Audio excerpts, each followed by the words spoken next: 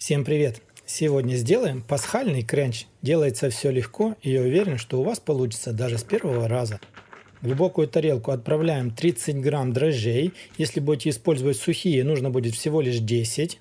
Сюда же отправляем 80 грамм сахара. Затем добавляем сюда полстакана, это 100 мл теплого молока. И сразу же сюда в тарелку нужно вбить 2 куриных яйца. Берем ложку и очень хорошо все перемешиваем. Перемешиваем до тех пор, пока не растворятся полностью все дрожжи и сахар. Это займет у вас около 2 минут. После перемешивания тарелку накрываем полотенцем и оставляем в таком положении примерно на 10-15 минут. Это для того, чтобы заработали дрожжи. Через 15 минут снимаем полотенце, берем ложку и еще раз очень хорошо все перемешиваем. В готовую опару нам нужно будет просеять 400 грамм муки. Просеивать муку обязательно, это для того, чтобы нигде не было никаких комочков. Далее мы добавляем одну упаковку ванильного сахара, здесь у нас 10 грамм. И еще сюда нужно добавить пол чайной ложки куркумы, она добавляется для более красивого выраженного цвета. Затем берем ложку и вначале вот так вот все очень хорошо перемешиваем ложкой. Ложкой нужно будет перемешивать до тех пор, пока вы увидите, что дальше ложкой мешать уже невозможно. В это время нужно будет в тарелку добавить 100 грамм сливочного масла комнатной температуры, и масло у вас должно быть уже мягким, чтобы хорошо разминалось ложкой. Вначале масло в тесто вмешиваем ложкой вот так вот, а затем не стесняемся и начинаем тесто хорошо вымешивать руками. Смотрите, вначале тесто будет очень сильно прилипать к рукам. Вначале я все вымешиваю вот так вот в тарелке. Нужно сделать так, чтобы полностью все масло, которое у вас было, хорошо вмешалось в тесто. Затем все тесто из тарелки перекладываем на рабочую поверхность и тоже начинаем хорошо вымешивать руками. Смотрите, вначале тесто будет хорошо прилипать и к рукам, и к рабочей поверхности. Поэтому нужно будет просеять в тарелку еще 2 столовые ложки муки. И вот так вот по чуть-чуть вокруг теста будем муку добавлять. И стараемся вымешивать так, чтобы тесто перекладывалось на муку. Оно будет немножко облипать этой мукой, но зато вам будет очень легко все вымешивать. Вначале тесто перестанет липнуть к рукам, а потом оно уже перестанет липнуть и к столу. Чтобы добиться вот такого вот результата, когда тесто уже перестанет липнуть и к столу, и к рукам, в общем итоге я добавил примерно 2,5-3 столовые ложки муки. Ну и после того, как вы заметили, что тесто перестало прилипать и к столу, и к рукам, вам его нужно будет вымешивать еще примерно 15 минут. После того, как вы все хорошо вымешали, тесто у вас должно будет получиться таким, как будто бы липким, но в то же время очень упругим. Делаем вот такой вот небольшой комочек. И отправляем его в ту же тарелку, в которой вы начинали вымешивать тесто. Затем тарелку накрываем полотенцем и в таком вот положении оставляем примерно на 1,5-2 часа. Тесто должно у вас будет подняться. Смотрите, в комнате в это время должно быть тепло. Я включил духовку на 50 градусов и приоткрыл немножко дверцу. В это время, пока будет подниматься тесто, берем 30 грамм изюма, заливаем его домашним вином. Вино можно заменить либо на ром, либо на коньяк. Через 1,5 часа снимаем полотенце, видим, что тесто у нас поднялось примерно в 3 раза, это очень хорошо. Затем тесто мы отправляем на рабочую поверхность, и его нужно будет сейчас обминать еще примерно 5-7 минут. Далее рабочую поверхность присыпаем чуть-чуть мукой. Берем скалку, и тесто нужно будет раскатать на рабочей поверхности толщиной примерно чуть меньше, нежели 1 см.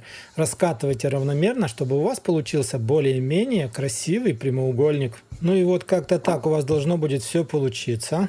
Дальше раскатанное тесто нужно будет присыпать вот так вот небольшим количеством сахара. Если же вы любите, в сахар можно будет добавить пол чайной ложки корицы. Затем берем разноцветные цукаты. У нас они продаются вот так вот сразу же смешанные.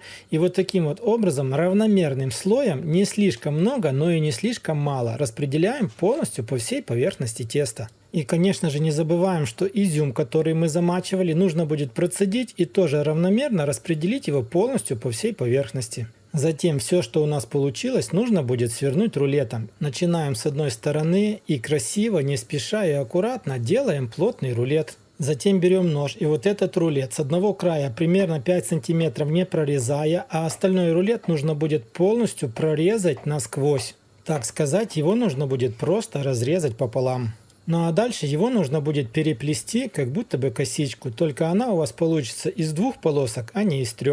Это делайте не спеша, чтобы у вас все получилось очень красиво. Ну и после того, как у вас получилась косичка, вот это все нужно будет еще раз свернуть, только уже кружком, так сказать, бубликом. Вот эти края нужно будет очень хорошо прижать, прищипнуть, так, чтобы у вас получилось просто как будто бы все ровно, цельные, круглые. Затем я взял разъемную форму. Сразу же скажу, что я ее взял слишком большую, 28 сантиметров в диаметре.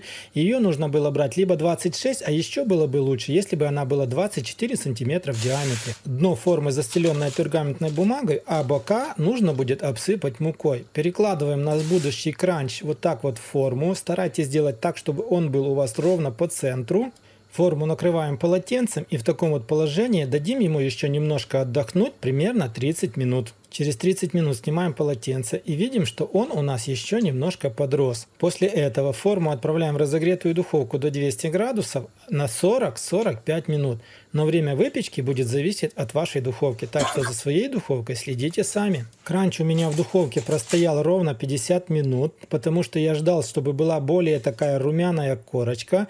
И смотрите, проверяем зубочисткой, ничего к зубочистке не липины, значит у нас все хорошо пропеклось. Ну и после того, как наше изделие уже остыло, посмотрите, какое красивое, румяное, ароматное, очень вкусное у нас все получилось.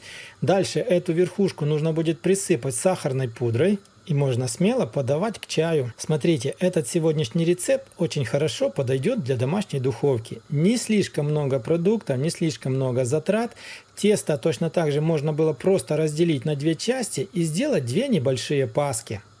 Ну а сейчас нам остается только разрезать и посмотреть, что же у нас получилось внутри. А получилось, я вам скажу, просто супер. Я сам не ожидал, что получится все так легко, просто и очень-очень вкусно. Скажу вам по секрету, это была у меня первая в жизни пасхальная выпечка. Вы только посмотрите, какая красота! Ну что ж, если вам понравилось, обязательно поставьте лайк, поделитесь роликом с друзьями.